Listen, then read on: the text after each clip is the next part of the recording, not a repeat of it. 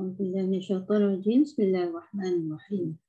Alhamdulillahirabbil alamin wassalatu wassalamu ala asyrafil anbiya'i wal mursalin wa ala alihi wa sahbihi ajma'in. Subhanaka la ilma lana illa ma 'allamtana innaka antal alimul hakim. Rabbi shrah li sadri wa yassir li amri wahlul 'uqdatam min lisani yafqahu qawli. Alhamdulillah dan syukur kepada Allah Subhanahu wa taala, dengan izin Allah, dengan izinnya dapat kita bertemu lagi hari ini di hari Jumaat yang penuh barakah ni.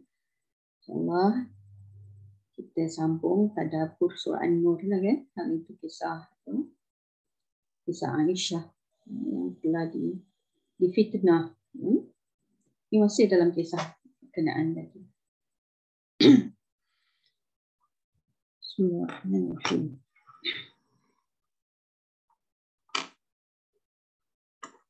Bismillahirrahmanirrahim. Laula iz sami'tumu dhanna al-mu'minuna wal mu'minat bi anfusihim khayran wa qalu hadha ifkum mubin.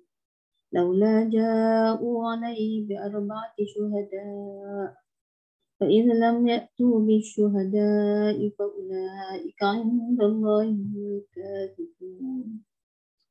Maksud ayat 12 dan 13 ni, mengapa di waktu kamu mendengar berita bohong itu, orang-orang mukminin dan mukminat tidak bersangka baik terhadap diri mereka sendiri, dan mengapa tidak berkata ini adalah suatu berita bohong yang nyata. Ayat 12. Mengapa mereka yang menuduh itu tidak mendatangkan 4 orang saksi atas berita bohong itu? Oleh kerana mereka tidak mendatangkan saksi-saksi, maka mereka itulah pada sisi Allah orang-orang yang dusta. Jadi maknanya apa Allah SWT, pelajaran daripada ayat ini untuk orang-orang mukmin akibat tersebarnya berita bohong ini. Berita bohong ni berita tidak benar, berita palsu.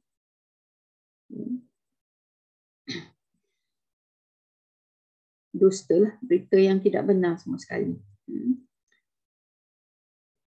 Pada peristiwa Aisyah radhiyallahu anha ini terdapat pelajaran berharga dari Allah terhadap orang-orang mukmin yang sebahagiannya terhasut oleh provokasi dan fitnah keji itu. Allah SWT berfirman, laula id sami'tumuhu, mengapa di waktu kamu mendengar. Maksudnya mendengar berita yang berisi tuduhan terhadap Ummul Mukminin, iaitu Aisyah tadi. Ya. Kenapa di saat mendengar berita itu, dhannal mu'minuna wal mu'minat bi anfusihim khaira. Orang-orang mukmin dan mukminat tidak berbaik sangka terhadap diri mereka sendiri. Tidak berbaik sangka. Maksudnya, mengapa mereka tidak membayangkan bila khabar berita yang berisi tuduhan keji itu menimpa diri mereka masing-masing. Ya. Bila mereka merasa bahawa perbuatan zina tidak pantas mereka lakukan, maka terlebih lagilah bagi Ummul Mukminin. Dia lebih suci dan lebih tidak pantas lagi melakukannya, tidak wajar lagi melakukannya. Maknanya Allah SWT suruh, kenapa tidak bersangka baik? Tak fikir yang baik-baik dulu. Ya.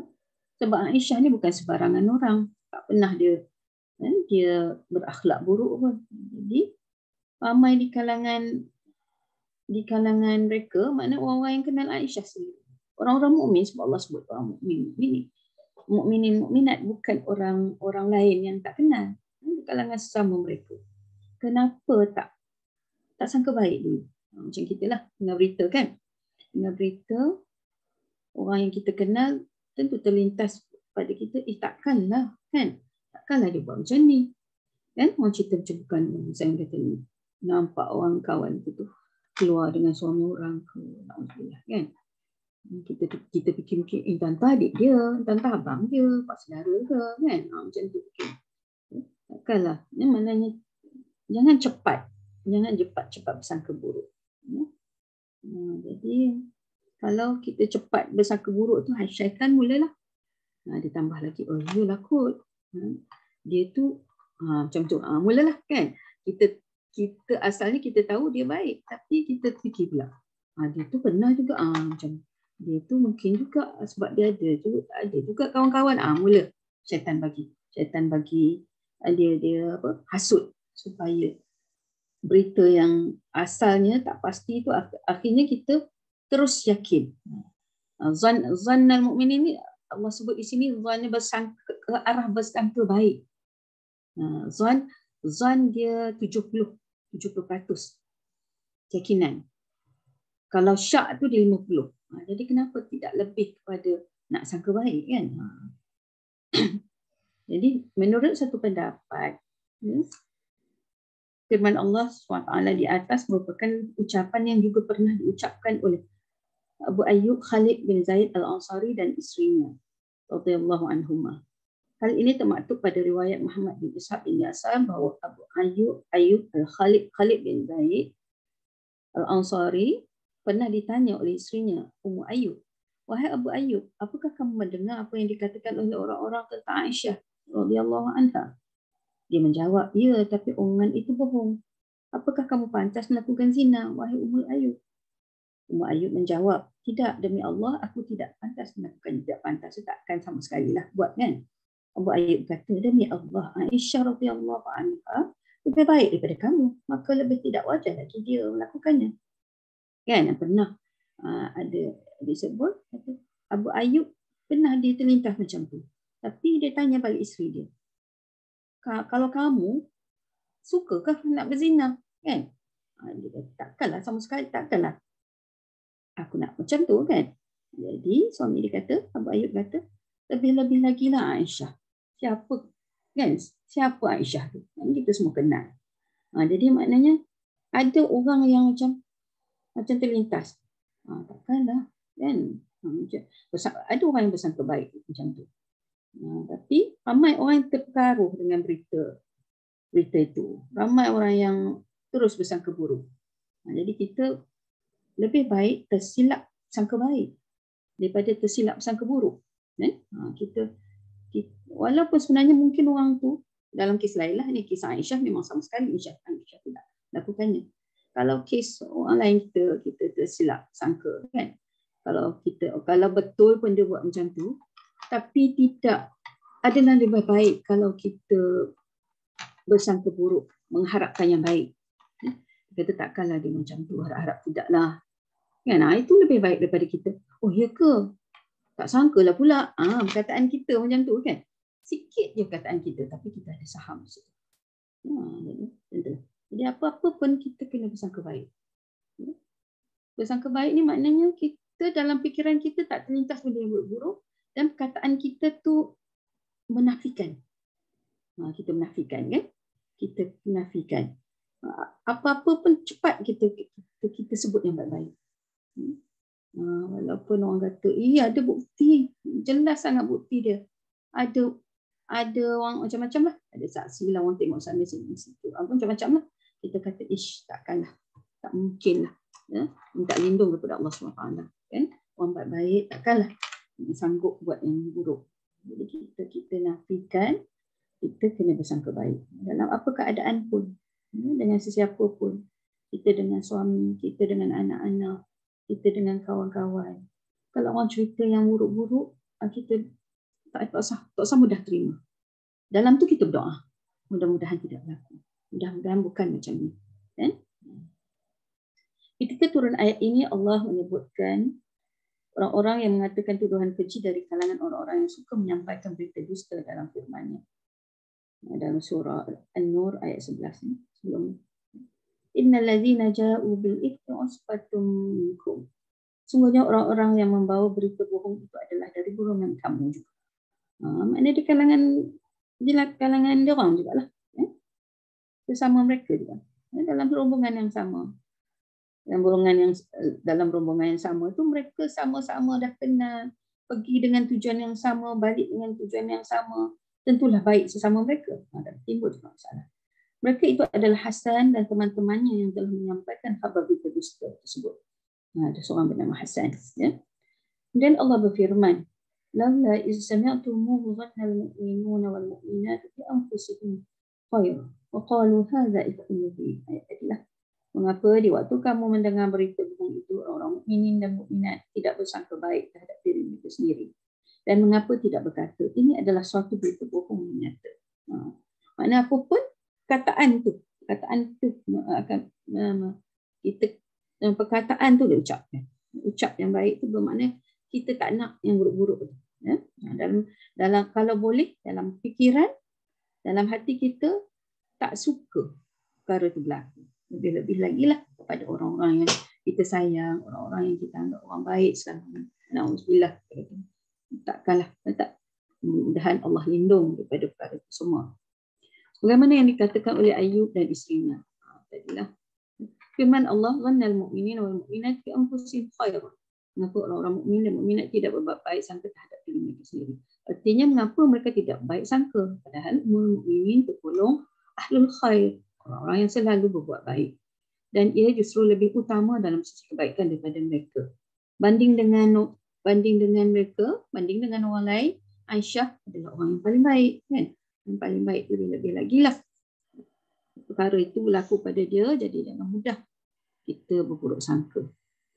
Ini yakni sangkaan kebaikan adalah kekuatan hati. Sedangkan firman Allah Subhanahu wa taala, waqalu, dan mereka berkata. Mereka berkata. Asalnya sangkaan baik daripada hati. Tapi mereka kata ini perkataan lidah mereka. Hadza ifkum mubin. Ini adalah sebuah berita bohong yang nyata. Maksudnya mengapa mereka tidak mengatakan bahawa tuduhan atas diri ummul mukminin ini adalah kebohongan yang sangat nampak. Hal ini terlihat dari detail kejadiannya yang tidak menceritakan, sehingga tidak perlu disangka buruk seperti itu. Ummul mukminin saat itu secara terang-terangan menaiki kenderaan milik Safwan bin Mu'assal, dan pada waktu yang terang-terangan pula, siang hari pula. Semua prajurit, semua para ahli rombongan itu tentera kan, pergi perang. Secara jelas menyaksikan itu semua. Sementara Rasulullah SAW sendiri berada di antara mereka. Kenapalah boleh percaya berita yang macam ni? Sedangkan tu waktu siang hari, Rasulullah pun ada. Aisyah pun semua orang kenal. Ya? Terjadi juga berita buruk itu dipercayai. Jika kejadian ini menimbulkan kecurigaan atas apa yang mereka berbuat, nescaya mereka, iaitu Aisyah dan Safwan, tidak akan melakukan perjalanan seperti tadi secara terbuka dan disaksikan oleh banyak orang. Jika mereka berbuat maksum, pastinya buat dosa lah. Pastinya mereka akan menyembunyikan diri dari khalayak ramai. Dia orang tak tahu apa-apa kan? Dia orang tak tahu apa pun. Maknanya jelas kalau kata nak buat jahat boleh je. Waktu lain. Ya? Dalam kesempatan yang lain. Ini terang-terang siang hari dan mereka pun muncul dalam khalayak ramai lepas tu dalam keadaan tak ada dalam keadaan tak nampak, dalam keadaan tidak ada bukti, ya. Tidak ada bukti yang dari segi zahirnya tu boleh kita nak katakan itu buat jahat, ya. Dalam keadaan terang-terangan mereka boleh, maknanya tidak mungkin lah laku semua tu, tapi boleh orang percaya pula. Jadi jelaslah bahawa khabar yang dihembuskan oleh orang-orang yang berlidah dusta sehingga mengoyak kehormatan ummul mukminin adalah omong kosong, murni bohong, sebenarnya bohong, ucapan yang palsu, kata-kata keji dan kotor, serta pernyataan yang merugikan diri sendiri dan orang lain. Jadi berita-berita buruk ni, berita ini merupakan suatu perkara yang sangat buruk di sisi Allah SWT. Ya? Walaupun orang tak tengok, orang tak buat, tak melakukan sesuatu yang mencederakan, ya, tetapi sangka buruk ini akhirnya menjadi suatu yang sangat dahsyat di sisi Allah SWT. Ya? Sangat dahsyatlah berita fitnah ni. Ya? Kesannya sangat dahsyat. Mula dengan cara sangat mudah. Kita mungkin daripada kita keluar, ya ke? Betul ke? Betul lah. Kan? Sikit je kataan tu. Tapi akibatnya sangat besar. Ya? Dalam kisah Aisyah ni sampai sebulan Aisyah dalam keadaan murung. jadi tak sihat. Ya, sebab apa? Dia risau apa yang berlaku sebenarnya. Kan? Dia pun tak sangka lah. Tapi dia rasa macam ada benda tak kena lah.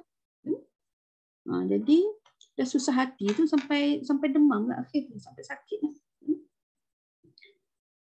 Selanjutnya Allah Subhanahu Wa Taala berfirman, laula ja'u alaihi bi arba'ati syuhada. Kenapa mereka yang menuduh itu tidak mendatangkan 4 orang saksi atas berita bohong itu? Kenapa tidak didatangkan saksi? Orang yang dengar pun kenapa tak tanya siapa saksinya? Apa buktinya? Yang ini 4 saksi yang menguatkan kebenaran apa yang mereka sebarkan. Dalam tak ada saksi tu pun orang boleh percaya. Ini peranan syaitan lah, ambil benda-benda yang buruk ni dicepat jadi satu wabak yang memakan, yang merosakkan kehidupan, merosakkan peribadi orang, merosakkan perhubungan. Fa izlam ya'tu bi syuhada'i fa ulaika 'indallahi humul kadhibun. Oleh kerana mereka tidak mendatangkan saksi-saksi, maka mereka itu pada sisi Allah adalah orang-orang yang dusta. Bila dah tak ada saksi tak ada. Jadi orang beriman akan yakin ini dusta. Yang ini dalam hukum Allah, mereka adalah para pendusta dan orang-orang yang busuk. Itulah kita kena pegang pada prinsip tu. Benda yang tak baik ni jangan mudah kita terlibat. Jangan mudah kita nak bersangka buruk. Jangan mudah kita menerima dan akhirnya menyebarkan. Jadi akan jadi suatu perkara yang akan menimbulkan satu masalah yang sangat besar. Macam kita sekarang ni dalam dunia cyber ni, lagi cepat. Ada orang suka nak jadi orang pertama menyampaikan. Dia lah yang mula-mula tahu. Dia lah paling tahu. Akhirnya kita silap. Tak pasti. Ada ni berita palsu pula. Tapi benda tu dah tersebar. Dah tersebar luas. Okay? Kadang-kadang boleh kita minta maaf. Tapi kadang-kadang tak sampai minta maaf pun. Dah tersebar ke mana-mana. Kita minta maaf bukan senang nak minta maaf balik. Jangan maknanya kita kena berhati-hati. Ada setengah orang dia suka jadi cyber trooper tu, kan? Ustazah. Ya. Dia punya berita palsu ni tak kisahlah berita pasal apa pun kan, pasal pasal makanan tu, kita punya status dia halal ke tak halal tu pun boleh dikatakan macam kita fitnah jugalah kan. Ada apa-apa orang yang berita lah. Kepada Aisyah, kalau berita macam ni lagilah kan, kena bawa saksi. Kalau berita-berita kecil macam tu pun kita cepat tanpa bukti, kita tengok bukti dulu. Jangan mudah nak sampaikan kita. Sebab itu kita kena fikir dulu, kita kena cari jawapan dulu, kita tengok dulu kan. Orang kata sebab dia kesan kepada orang lain. Kesan kepada orang lain kan. Mungkin barang orang, mungkin ada orang buat fitnah kerana nak menjatuhkan orang lain kan. Jadi kita selidik dulu. Sebab tu dalam surah Al-Hujurat, apa-apa berita sampai kepada kita, disuruh kita tabayyun. Kita cari bukti. Cepat-cepat kita tengok, betul ke ni? Betul ke ni kedai ni jual ayam tak sembelih? Betul ke apa yang ada dalam pasaran barang-barang ini sebenarnya tak boleh makan? Kita selidik dulu sebab dia kesannya ada kepada orang lain. Pada orang lain. Maknanya kita nak kesahihan tu kena ada bukti. Sebab kalau benda tu bohong, tak betul, mesti akan ada walaupun sedikit kesan dia. Akan ada. Itu itulah. Jadi Allah SWT menyebut ini sebagai satu dusta, perkara dusta yang sangat besar kesannya kepada Aisyah radhiyallahu anha sendiri, kepada hubungannya dengan Rasulullah, kepada hubungannya dengan bapanya, kepada yang kita tengok, kita sentuh dah minggu lalu, berita tentang Aisyah ni, menyebabkan ayah dia pun marah kepada apa, seorang yang terlibat bawa berita tu kan. Banyak ramai orang terlibat. Akhirnya ada orang yang Allah SWT bersihkan balik. Allah beri kesempatan bertaubat. Ya. Banyak orang terlibat, ramai orang terlibat. Begitu jugalah dalam kehidupan kita. Bukan seorang yang akan terjejas, ramai. Okay? Kadang isteri orang, suami orang, keluarga dia, anak dia, ibu bapa dia, semua kan. Masa depan dia, kerjaya dia. Benda tu walaupun bukan tak benar, tapi dah tersebar, dah tercemar nama dia. Ya kan? Dah terpalit dah dengan sangka buruk orang tu. Akhirnya kalau kata sebulan, macam kisah Aisyah ni sebulan, dalam keadaan sebulan tu orang yang terfitnah tu, kita bayangkan dia. Susah hati fikir macam mana nama baik dia. Dah tercalar. Majikan dah pandang tak pandang sero. Nak kerja pun susah. Entah kena buang kerja. Walaupun akhirnya selepas sebulan tu terbukti dia tidak bersalah, tapi dah terkesan lah. Ada orang setengah tu masuk mahkamah. Masuk mahkamah sampai 2-3 bulan, 2-3 tahun, bertahun. Masuk mahkamah. Akhirnya terbukti dia tidak bersalah. Tapi bayangkan kesan. Kesannya tu dah jadi maknanya dah terseksa lah orang berkenaan. Padahal berita tu tidak benar sama sekali. Dikarunia Allah Ta'ala, ini ayat ni pula, ayat 14-15. Bismillah sami'alim minasyaitanir rajim. Walaula fadlullah alaikum wa rahmatuhu fid dunya wal akhirah lamassakum fima afadtum fihi 'adzabun 'adzim. إذ تلقونه بألسنتكم وتقولون بأفواهكم ما ليس لكم به علم وتحسبونه هينا وهو عند الله عظيم. Sekiranya tidak ada kurnia Allah dan rahmatnya kepada kamu semua di dunia dan di akhirat, nescaya kamu ditimpa azab yang besar kerana pembicaraan kamu tentang berita bohong itu. 14. Ingatlah di waktu kamu menerima berita bohong itu dari mulut ke mulut dan kamu katakan dengan mulutmu apa yang tidak kamu ketahui sedikit pun, dan kamu menganggapnya sesuatu yang ringan saja. Padahal dia pada sisi Allah adalah besar. Ayat 15. Orang anggap benda ni kecil. Ya? Tak ada apa-apa pun. Dengar macam tu. Hanya sepatah kataan jadi sahut. Hanya terlintas sikit saja dalam fikiran kita. Ya ke? Boleh jadi juga. Itu kita rasa macam tak ada apa-apa. Orang rasa macam tak ada apa-apa. Tetapi di sisi Allah, dia adalah sesuatu yang besar. Kerana Allah Ta'ala ada atas penyebab berita bohong dengan dibukakannya pintu taubat. Jadi Allah masih bagi kesempatan untuk bertaubat. Ini satu kurnia Allah kepada orang yang terpercaya dengan berita bohong itu dan tidak secara sengaja atau tidak sengaja turut menyebarkan. Jadi Allah bagi kesempatan lagi. Allah SWT berfirman, walaula fadlullahi alaikum wa rahmatuhu fid dunya wal akhirah. Sekiranya tidak ada kurnia Allah dan rahmatnya kepada kamu semua di dunia dan di akhirat, iaitu ayat ini ditujukan kepada orang-orang yang terbawa arus berita bohong tentang diri Aisyah radhiyallahu anha itu. Dan karunia yang mereka terima adalah taubat mereka di dunia dan dimaafkannya dosanya disebabkan keimanan mereka terhadap negeri akhirat. Seandainya tidak ada rahmat ini,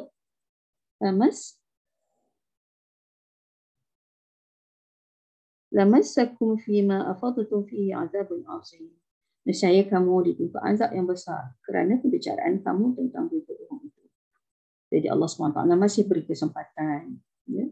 Orang yang terlibat masuk di kalangan yang menyebarkan berita, yang percaya dan turut menyebarkan berita itu, Allah SWT masih beri kesempatan untuk bertaubat, ya? Menyesal atas perbuatan itu. Ya? Dan taubat mereka diterima oleh Allah SWT dan ini menjadi selamat di akhirat esok. Ya? Sebelum terlambat. Sebabkan nama baik orang, macam mana tu? Sebabkan nama baik orang, kita minta maaf dengan orang tu. Tak dengar. Macam mana? dia kan melibatkan nama baik orang. Ya. Lepas tu kalau orang tu tak maafkan dia, macam mana? Tak maafkan. Itulah kan. Kita sebut hari itu benda-benda macam ni kan. Maafkan itu adalah lebih baik. Memang kita tak boleh paksa dia untuk memaafkan. Ya? Terluka. Luka. Dan semua luka pun parut masih ada. Ya, jadi kalau dia tak maafkan, itu hak dia juga. Tetapi Allah sebut, Allah SWT lagi, dia Allah sendiri lagi Maha Pengampun, kan? Maha Pemaaf, itu lebih Allah suka. Orang tu lebih dimuliakan oleh Allah SWT. Dia pun akan jadi tenang. Ya? Hubungan dengan orang pun mungkin dia fikir itu antara hikmah dia, maknanya Allah SWT nak kurahkan pada diri dia sifat rasa tenang. Sebab apa? Sebab dia tabah menghadapi. Ya? Jadi Allah nak beri kemuliaan. Sebab itu setiap ujian tu ada hikmah Allah beri kemuliaan. Ya? Dia boleh tak nak ampunkan, tak nak maafkan. Allah SWT beri dan janjikan ganjaran. Sedang Allah SWT lagi sendiri lagi Maha Pemaaf, Maha Pengampun. Ya? Jadi lebih baik adalah memaafkan. Tak bolehlah. Rugilah kalau dia dah difitnah. Akhirnya nama dia dah buruk. Lepas tu dia tak maafkan. Dia kata tak apa, di akhirat besok kita jumpa lagi. Kita jumpa di akhirat besok. 2 kali rugilah. Allah uji nak angkat darjat. Tadi dia menyambut ujian itu dengan berdendam. Sayanglah. Kan? Sayanglah. Jadi memaafkan itu akan lebih memberikan ketenangan. Ya? Jadi Allah SWT angkat darjat. Macam Aisyah, Allah SWT nak uji, Allah boleh je berlaku pada, Allah boleh je timpakan perkara ini kepada orang lain, tapi Allah SWT uji Aisyah. Ini sebab Allah nak angkat martabat dia lah. Ya? Nak menunjukkan, membuktikan bahawa betapa hebatnya berbagi. Ya? Dia orang baik, tak pernah buat tak baik, tiba-tiba terfitnah. Ya? Dia hadapi dengan sabar, akhirnya terbukti dia tidak bersalah. Tambah mulia lah peribadi. Ya?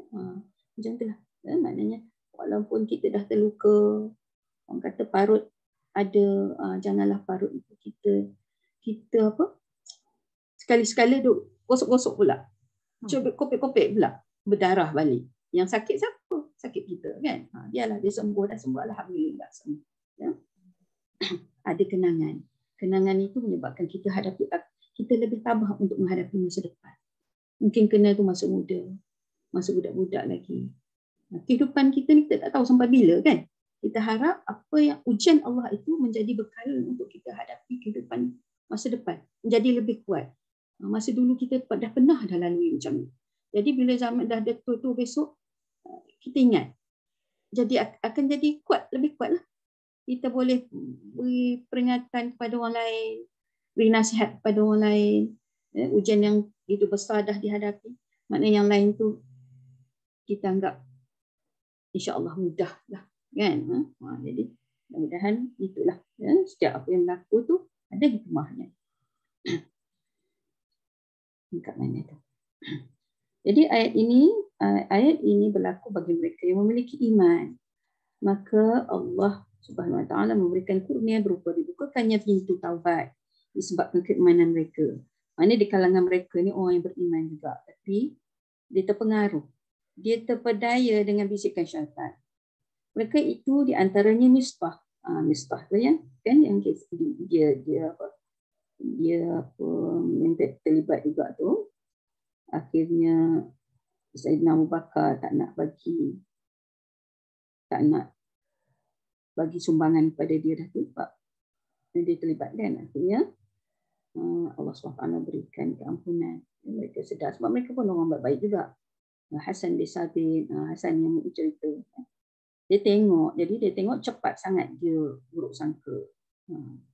Dan Hamnah bin Jahsh, saudara perempuan Zainab bin Jahsh. Inilah antara mereka-mereka yang dapat berita tu akhirnya mengakui bahawa mereka tersilap. Jadi Allah bagi pengampunan.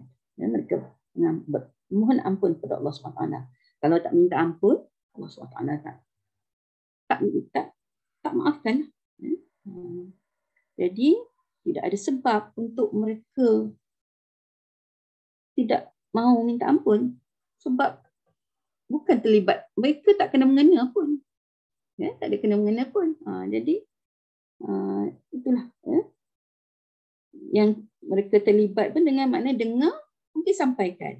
Dengar ataupun terlintas dalam fikiran mereka, oh Aisyah macam ni pun. Itu walaupun perkara itu satu perkara yang besar. Ya, jadi sisi Allah itu satu perkara yang besar lah. Jadi mereka mohon kepada Allah. Ada pun para penebar fitnah dari kalangan munafiqin ada juga. Seperti Abdullah bin Ubay bin Salul, berikut para pengikutnya, mereka tidak tergolong orang-orang yang disuruhkan oleh ayat ini. Jadi ayat yang Allah SWT beri keampunan ni tak termasuk Abdullah bin Ubay bin Salul dan orang yang mengikut dia ni. Ya. Mereka tidak tergolong orang-orang yang disuruhkan oleh ayat ini. Kerana mereka tidak memiliki iman dan amal soleh yang menjadi penyeimbang dari kurnia Allah ini. Kaedahnya, semua kurnia yang berupa taubat dari seorang Muslim kerana melanggar ancaman Allah akan terlimpah manakala ia memiliki iman dan amal soleh yang nilainya setara dengan kurnia itu. Maknanya Allah SWT beri petunjuk, beri hidayah kepada orang-orang yang ada iman dalam hati dia. Dia ikhlas, dia tersilap. Ya? Tapi kalau orang-orang yang munafik ni, dia tidak ikhlas dari awal. Dia suka sesuatu yang buruk berlaku kepada Aisyah, kepada Rasulullah. Dia memang anggap ini, dah. Kan kita dah kata, kan? Itu sifat orang munafik. Dia tak tengok dah, dia tak kaji dah. Akhirnya dia akan menjadikan ini sebagai punca untuk dia sebarluaskan lagi macam-macam perkara yang tak baik. Kan aku dah kata, dia ni jangan dia tambah lagi. Dan bila begini keadaannya, mereka dengan yang dalam hati ada penyakit tu, tak bukalah pintu taubat. Sebab mereka bukan kira itu benar ataupun tidak. Dalam hati itu ada dengki, ada benci, menyebabkan benda yang buruk itu terus disebarkan, terus difitnah dan macam-macam lagi. Mereka nak jatuhkan Rasulullah. Ya? Abdullah bin Ubay dia seorang, dia ketua orang munafik lah. Dia orang munafik ni, dia bukan mengaku tidak beriman, mengaku beriman. Akhirnya Abdullah bin Ubay dia mati. Rasulullah dapat berita dari jauh, Rasulullah datang. Waktu dia nak dikebumikan. Rasulullah sempat sampai sebelum bila dia dah dimasukkan dalam liang lahat. Jadi para sahabat nak tengoklah keadaan macam mana kan Rasulullah nak apa tindakan Rasulullah. Sebab dia ni memang selalu bawa fitnah macam-macam. Akhirnya Rasulullah ludah dalam mulut dia. Ludah dalam mulut, buka mulut jenazah kan. Rasulullah kata semua dia dapat jawab soalan Allah Ta'ala dengan mudah. Maknanya dia dikebumikan sebagaimana orang Muslim mukmin juga. Dia tak dikira kafir sebab dia mengaku beriman. Cuma dalam hati dia tu ada penyakit menyebabkan tindak tanduk dia tu jadi complicated. Jadi luar lain, dalam lain. Jadi dia tidak dikira tak Islam dah. Dia mengaku orang Islam, mengaku beriman, tapi iman dia iman yang munafik lah, iman yang tipu dia Rasulullah SAW. Sebab macam itulah kat dia, maknanya Rasulullah tak kata tak payah solat jenazah, tak payah dikebumikan bersama orang kafir, bersama orang Muslim mukmin. Rasulullah tak suruh macam tu. Jadi orang munafik ni sangat bahaya. Ya? Sebab dia macam ada konflik dalam diri. Nak juga beriman, tapi dalam hati tak sepenuhnya. Ada benda yang dia masih tak puas hati. Alhamdulillah lah. Orang munafik ni susah nak dikesan. Tapi dia sendiri kenal diri dia. Allah SWT tahu tentang diri ni. Jadi kita macam itulah kena jaga. Jaga iman kita, sentiasa kita istighfar. Kesalahan kita kadang sedar, kadang tak sedar. Sentiasa kita kena berusaha untuk jadi ikhlas. Walaupun ikhlas ni bukan sesuatu yang mudah. Allah dalam hadis qudsi Allah sebut ikhlas ini rahsia yang disembunyikan dalam hati orang mukmin, hamba-Nya yang dikasihi. Maknanya ikhlas ni hanya kita dengan Allah saja tahu. Kalau tak ikhlas, orang tak tahu. Jadi bila orang tak tahu, okeylah. Kalau buat salah, tak ada siapa nak tegur. Jadi kena kita sentiasa cek diri kita. Doa pada Allah SWT supaya kita tidak riya, tidak ujub, tidak suka apa maknanya berlaku itulah, bersifat kalam dua muka, lidah bercabang, kan? Cakap pergi kat orang ni kita cakap macam tu, pergi kat orang sana kita cakap macam tu, kan? Jadi kita kena jaga diri, kena jaga iman. Selanjutnya Allah SWT berfirman, istalaqawnahu bi'alsinatikum. Ingatlah di waktu kamu menerima berita bohong itu dari mulut ke mulut. Ingatlah di waktu kamu menerima berita bohong itu dari mulut ke mulut. Mujahid dan Sa'id bin Jubair berkata, maksudnya ketika sebahagian kamu menyampaikan ucapan bohong dari sebahagian yang lain, itu maksud ayat. Talaqawnahu bi'alsinatikum. Menyampaikan berita itu daripada mulut kita, daripada lidah kita, lisan kita. Yakni seorang mengatakan, saya telah mendengarnya dari fulan. Lalu si fulan pun mengatakan hal yang sama. Sebagian lain menyebutkan begini dan begitu. Saya dengar daripada orang ni cerita. Orang kata saya dengar orang siapa ni si orang yang mula tu kata A kata dia dengar daripada B cerita, B kata dia dengar daripada C kata dia dengar orang kata, kan. Jadi dengar orang kata tu maknanya tidak boleh menjadi satu bahan bukti, tidak boleh jadi suatu kekuatan. Jadi berita-berita buruk ni saya dia tersebar macam tu je. Mula daripada orang tu dengar orang tu kata dia dengar orang ni cakap, dengar orang ni cakap, dengar je. Sebagai ulama qiraat membacanya dengan bunyi istaliqunahu bi alsinatikum. Dalam Sahih Al-Bukhari dari Aisyah bahawasanya ia membacakan dengan seperti itu. Ini baris dalam bahasa Arab Al-Quran ni bila berbeza baris dia berubah makna. Berbeza sedikit maknanya. Jadi ada yang baca ada yang baca taliqunahu istaliqunahu bi alsinatikum. Jadi bacaan siapa ni? Aisyah berkata, Aisyah macam ni. Aisyah berkata hal ini dari kata wal lisan. Artinya lisan yang dusta, di mana sebenarnya si pemilik lisan tersebut terus-menerus berdusta dengannya. Ukapan orang-orang Arab wala qabulan fisayy, artinya dia terus-menerus dalam perjalanannya. Itu cara baca yang kedua. Ini maksud dia lisan yang dusta. Jadi Aisyah kata bacaan ayat ni begini. Cara baca yang pertama, yakni yang kita baca tadi, istalaqawnahu bi alsinatikum. Lebih masyhur, lebih terkenal lah, lebih dibaca oleh ramai orang lah. Dan berdasarkan pendapat jumhur ulama qiraah. Kebanyakan ulama, yang besar ulama baca dengan bacaan istalaqawnahu bi alsinatikum. Sedangkan yang kedua diriwayatkan dari Ummul Mukminin Aisyah. Yang tadi Aisyah dia baca macam tu. Yang lain yang kita baca dalam Al-Quran kita istalaqawnahu bi alsinatikum. Dengan makna tadilah. Jadi Aisyah ni berbeza sikit kataannya. Dia sebut baris tu lain sikit. Jadi ada sikit perbezaan makna. Dan wataquluna bi afwahikum ma laysa lakum bihi ilm. Maknanya kalau walau balik pada tadi, maknanya tak ada masalah lah, berbeza tentang baris ni. Dia masih tak lari daripada maksud yang sebenar. Cuma yang tadi dikata berita bohong tu sampai daripada mulut ke mulut. Kalau daripada perkataan Aisyah tu, dia kata maksudnya lisan yang dusta. Lisan yang dusta maknanya pemilik lisan tersebut terus menerus berdusta dengannya.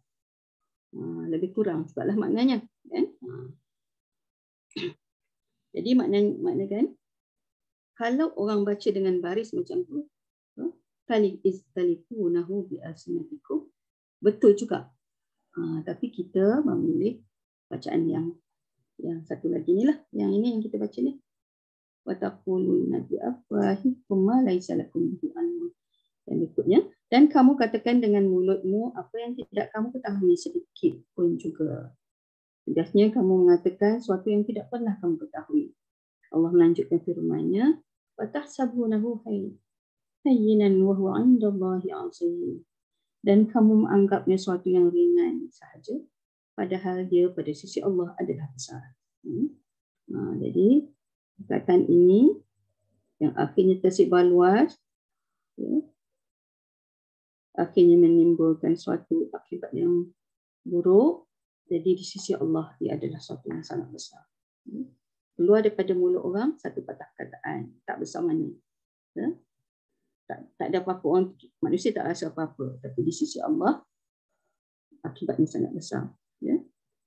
Maksudnya kamu sekalian dengan ringannya mengatakan suatu perkataan kotor menyangkut pribadi umum ini, dan kamu menganggap itu sebagai hal yang biasa-biasa sahaja. Seandainya ucapan itu bukan menyangkut pribadi isteri Nabi, itu pun tidak bisa dianggap remeh. Tidak akan dianggap remeh lah. Tidak bisa. Bahasa Indonesia lah. Tidak bisa dianggap remeh. Apalagi yang kamu sekalian runcingkan. Runcingkan ni maknanya runcingkan. Apa makna runcingkan? Bahasa Indonesia juga. Umpat-umpat lah. Umpat kan? Umpatkan ini menyangkut pribadi isteri Nabi yang mukmin untuk semua Nabi. Sebab menyentuh tentang pribadi Aisyah itu di sisi Allah, kerana berkaitan dengan Aisyah dan berkaitan dengan Rasulullah SAW, maruah Aisyah, maruah Rasulullah SAW itu adalah suatu perkara yang sangat besar. Maknanya besar, kerana besar akibatnya. Sungguh menurut pandangan Allah SWT, ucapan yang berintikan tuduhan, mengandungi maksud tuduhan pada isteri Rasulullah, merupakan persoalan besar dan amat besar. Kerana kecemburuan Allah sangat besar terhadap hal ini. Sangat sensitif bagi Allah SWT. Sangat sensitif, Allah sangat terasa sebab menyentuh kekasihnya kan. Allah tidak pernah mentakdirkan satu pun dari isteri para Nabi yang melakukan perbuatan nista. Isteri para Nabi tidak pernah melakukan perzinaan. Lalu bagaimana hal ini dituduhkan terjadi pada pemimpin isteri para Nabi? Yakni isterinya pemimpin para Nabi. Isteri pemimpin para Nabi sekaligus isteri pemimpin manusia seluruhnya di dunia dan di akhirat. Kenapa dikatakan perkara itu besar? Sebab menyentuh orang-orang yang mulia di sisi Allah SWT. Ummul Mukminin, orang yang terbaik, wanita yang terbaik. Rasulullah SAW adalah manusia yang terbaik, insan terbaik. Isteri baginda adalah orang-orang yang terbaik. Jadi ini adalah suatu yang sangat dicemburui oleh Allah. Allah SWT sangat sensitif, sangat terasa. Ini satu perkara yang memang tidak wajar sama sekali. Oleh kerana itu Allah SWT berfirman, dan kamu menganggapnya sesuatu yang ringan saja, padahal dia pada sisi Allah adalah besar. Termaktub dalam kitab Sahih Al-Bukhari dan Sahih Muslim sebuah hadis. Inna rajula yatakallamu bi kalimatin min saqatillah. La yadri ma tablu. Yahwi biha fin nar ab'ada ma baina as-sama'i wal ardh. Wa fi riwayah la yulqi laha balan. Sesungguh seorang hamba mengucapkan satu perkata yang menyebabkan kemurkaan Allah, ia tidak tahu sampai di mana akibat buruknya. Dengan kalimat itu mengakibatkan ia terjerumus ke dalam neraka. Lebih jauh antara jarak langit dan bumi. Dalam satu riwayat yang tidak terfikirkan olehnya baik dan buruknya. Ini hadis ini menyebut bahawa satu perkataan sangat besar maknanya, kan?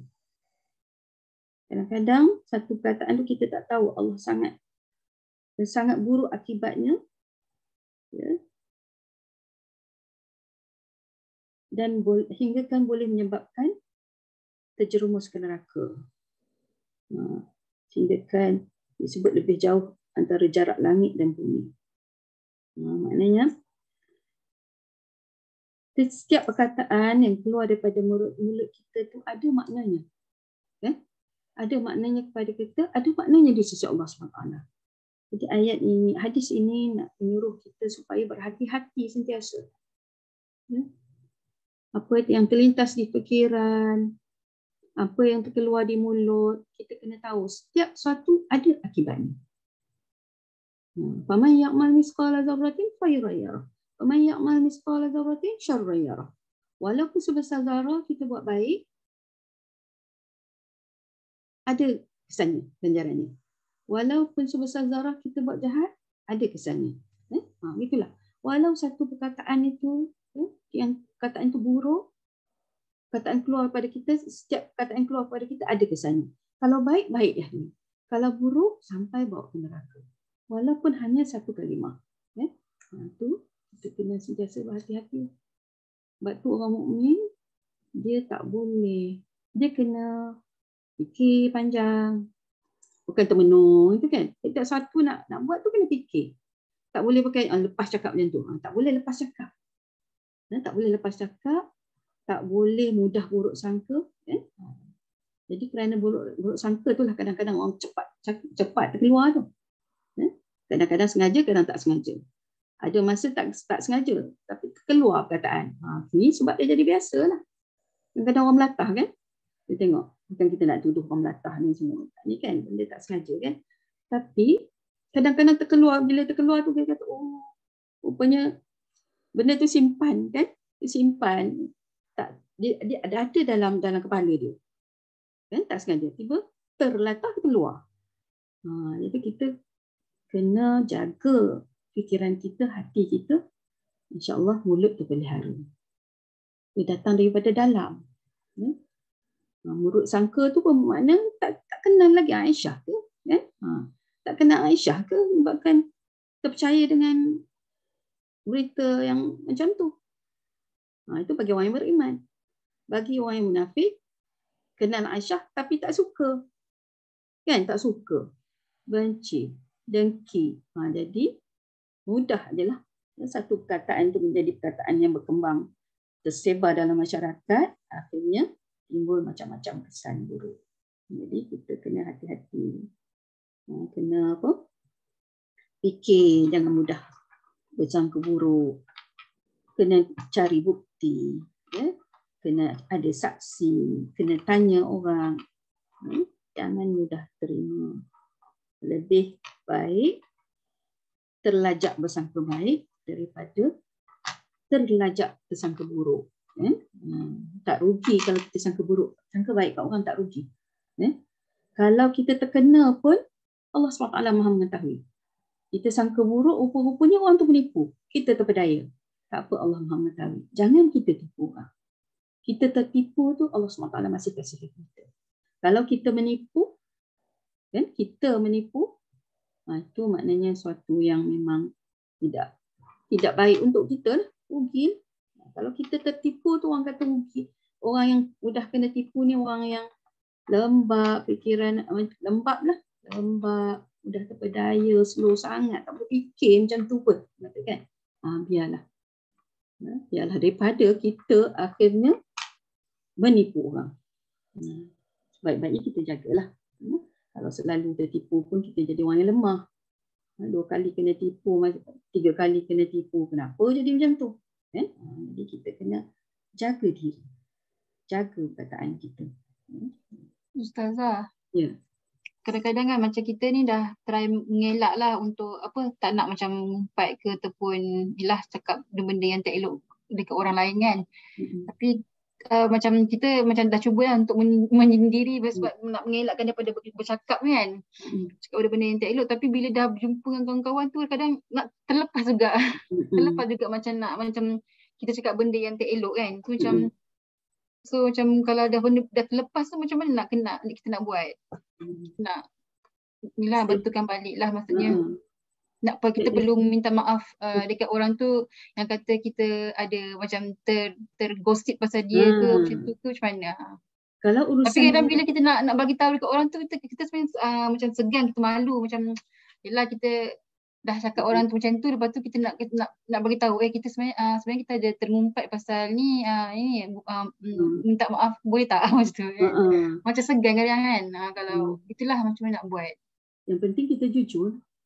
Kalau benda tu kita tahu apa yang kita katakan tu memang tak sepatutnya kan, kita kena minta maaf juga. Dosa dengan manusia ni tak lepas kan. Mengumpat ni umpama makan daging saudara sendiri kan. Kena berhikmah lah cakap balik. Daging busuk kan? Ya? Makan daging busuk. Makan daging busuk, makan daging saudara sendiri. Yalah. Kan? Dia busuk lah daging manusia kan. Lepas tu kita kena berhadapan dengan hikmah lah. Kita minta maaf. Lepas tu mungkin dia terasa kan, punya selama ni dia sangka kita baik. Kita teruslah buat baik. Menunjukkan bahawa hari tu kita dah terlajak, kita dah minta maaf dan kita memang baik dengan dia. Kita sangka baik dengan dia, terus buat baik. Jangan bila kita minta maaf, kata muka dia berubah, kita pun makin menjauhkan diri, tu tak patutlah kan. Ustaz, kita wajib, sorry saya ganggu sekejap. Kita wajib kena cakap apa yang kita kata Ustaz saya. Apa yang kita kata, kita betulkan balik. Malah kepada orang lain yang dengar tu, kita kena beritahu balik. Kan? Kata kita sembang ramai-ramai, tiba-tiba kita bawa cerita tu orang dengar, orang lain tak tahu. Kan? Balik tu kita ingat, kita tahu kita salah. Kita kena beritahu balik kat orang yang ada tadi. Sebab dia nanti jadi, kalau tidak jadi panjang lah. Jadi kita dah minta maaf, kita dah jelaskan sebenarnya kalau dia bawa lagi berita tu, itu salah dia dah. Kan? Tapi kita adalah saham tu, kita minta ampun kepada Allah lah. Kesalahan dengan manusia, pertama kita minta dengan manusia. Tapi kita minta dengan Allah SWT taubat. Itulah kadang kita kan, tak pergi campur dengan orang, rasa macam tak kena. Kita fikir, apa yang kita nak jaga? Apa kita nak kan? Kita nak hijrah. Hijrah kan? Kita nak hijrah. Dalam nak berhijrah tu kita nak buang yang mana sebelum ni kita banyaklah kan kadang-kadang suka. Bila kita bersembang, seronok dengan kawan, macam-macam lah ada. Bila kita nak berhijrah tu kita kenalah terima anggapan orang tu. Dah berubah dah dia. Manusia ni kadang dia tahu perkataan dia tu. Ya? Macam orang kata bila kita selalu suka sembang-sembang kita akhirnya berubah. Orang yang mengata kita bila dah berubah tu dia tahu perkataan dia tu bukan betul. Tindakan kita tu dah betul dah. Kan? Jadi kita takut hilang kawan. Tak apa. Apa kita nak?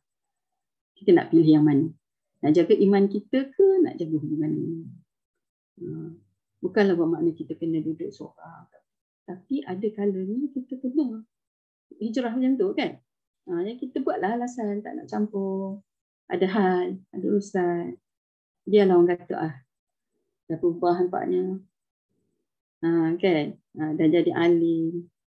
Dah tak nak dah kawan dengan kita. Maka senanglah. Saya pernah dengar, nak sambung sikit. Pernah ada kawan dulu dia sakit. Dia hilang ingatan.